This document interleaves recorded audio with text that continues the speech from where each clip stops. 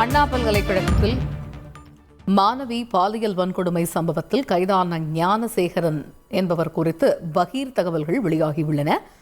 அது என்ன என்பதை அறிவோம். எமது செய்தியாளர் சசி இணைகிறார். சசி, இப்ப கைது செய்யப்பட்டிருக்கக்கூடிய ஞானசேகரன் பற்றிய தகவல்கள் என்ன? கூடுதல் விவரங்கள். அண்ணா பல்கலைக்கழகத்தில் காலை முதல் நடைபெற்று வரக்கூடிய பரபரப்பான சம்பவத்தில் குற்றவாளி சந்தேகத்தின் அடிப்படையில் முதலில் கைது செய்யப்பட்டார். பின்னர் அணிவகுப்பு நடத்தப்பட்டு அந்த மாஸ்க் அணிந்த நபர் யார் என்பது குறித்தான மாணவி கருத்து தெரிவித்த நிலையில அவர் அளித்த வாக்குமூலத்தின் அடிப்படையில் அவரை உறுதி செய்யப்பட்டு தற்போது போலீசார் அவரை கைது செய்து சிறையில் அடைக்கும் பணியில் ஈடுபட்டிருக்கிறார்கள்.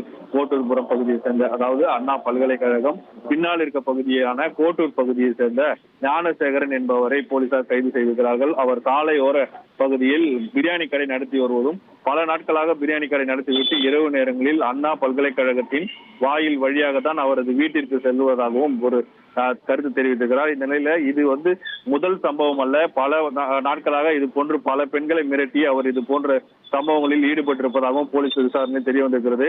இந்த கடந்த 13 ஆண்டுகளுக்கு முன்பு 2011ஆம் ஆண்டு பாலியல் சீண்டல் வழக்கில் கைது செய்யப்பட்டு சிறையில் அடைக்கப்பட்டிருக்கிறார். அப்போது அங்கு தனியாக சென்ற மாணவியிடம் இதே போன்று அவர் வன்கொடுமை செய்வதற்காக முயற்சித்த போது அந்த பெண் அலறல் சத்தம் கேட்டு பாதுகாவலர்கள் உடனடியாக அவரை மடக்கி பிடித்து காவல் கட்டுப்பாட்டு அறைக்கு தகவல் தெரிவித்தார்கள்.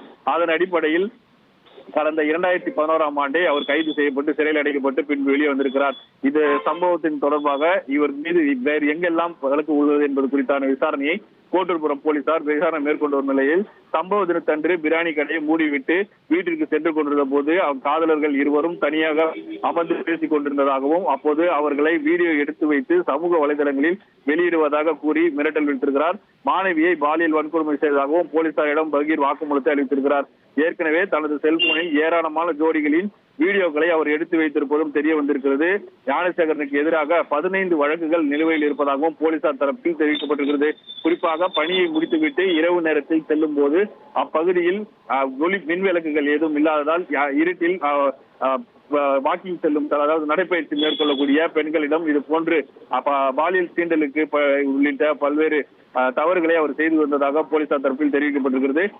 யார் யாரெல்லாம் இதற்கு முன்னதாக இது பாதிக்கப்பட்டார்கள், அவர்களை புகார் அளித்தது என்ன என்பது குறித்தான விசாரணையை கோட்டூர்புரம் போலீசார் தீவிரப்படுத்தியிருக்கிறார்கள். தற்போது அவர் மயிலாப்பூர் துணை ஆணையர் அலுவலகத்தில் வைத்து விசாரணை மேற்கொள்ளப்பட்டு வரும் நிலையில அடுத்த கட்டமாக ராஜீவ்காந்தி அரசு மருத்துவமனைக்கு அழைத்து சென்று மருத்துவ பரிசோதனை முடிந்த பின்னரே நீதிமன்றத்தில் ஆஜர்படுத்தி சிறையில் அடைக்க உள்ளார்.